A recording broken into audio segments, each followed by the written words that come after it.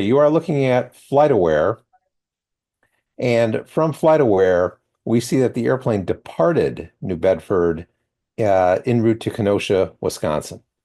It departed at 8:10 a.m. Eastern Time this morning, and it really didn't get very far at all, which is concerning. We see it's registered to Easton Air LLC. I'll have more information on that in a moment. It is a Cicada TBM 700. It is a single engine turboprop airplane, very sophisticated, very advanced. This is not a piston engine type of airplane that's used for flight training. This has airliner performance. Okay. Now let's take a look at the track log. The track log on FlightAware tells us the story of the entire flight. Can you see this clearly, or do I I need? can, yes. Okay. We see that the airplane departed at 8:10. The last radar hit was 3 minutes later. The airplane is climbing initially pretty good, but then very sluggish. This is rate of climb in feet per minute. Normal rate of climb in this airplane would be about 1,000 feet per minute. And we see it's only climbing at 47, then it's leveling off, descending, a very weak climb. Then it's starting to descend. Basically, from there, airspeed, I would expect in the climb to be somewhere around 125 knots consistently. Again, this is a very weak, anemic sort of climb. That is indicative of an engine problem. Engine is not developing full power for some reason. And then the airplane, which never gets really above 725 feet above sea level, and it's all basically sea level where you are. Elevations are, typically around 100 feet above sea level, that type of thing. This airplane was very low to the ground throughout its entire flight and had difficulties from the get-go. So Uh, this happened minutes after takeoff, it looks like, right? Within what, 15 minutes or so, it started, no, is when the decline this was started. immediately after takeoff. Immediately after takeoff, because I see the 891 and then it drops to, you said the 891's okay, and then it should go up into the thousands, right? It should go up to about 1,000 from there, but we see what appears to be the airplane leveling off. A 47 foot per minute rate of climb, a 47 foot per minute rate of descent, then a nearly 100-foot climb, then a 300-foot descent, a 400-foot descent.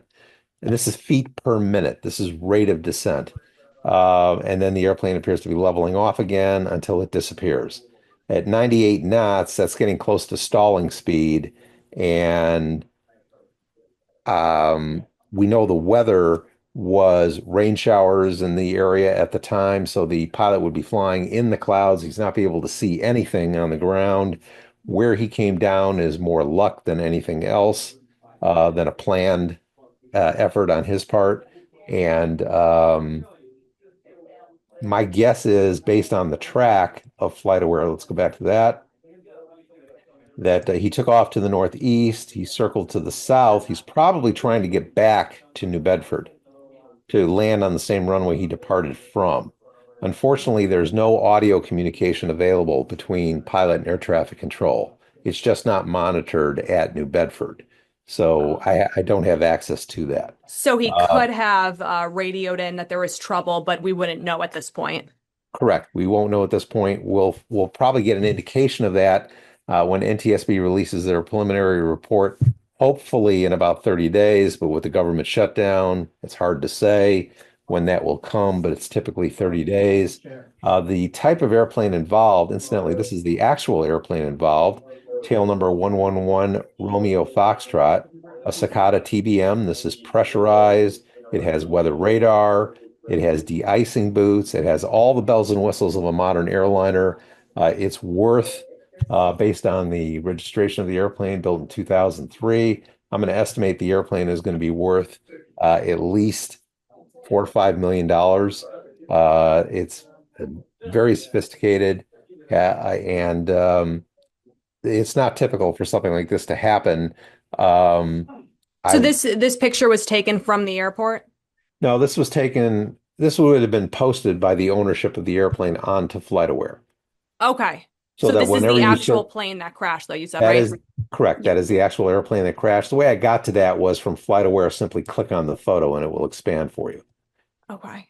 Okay. So I'm gonna hit the back button here. And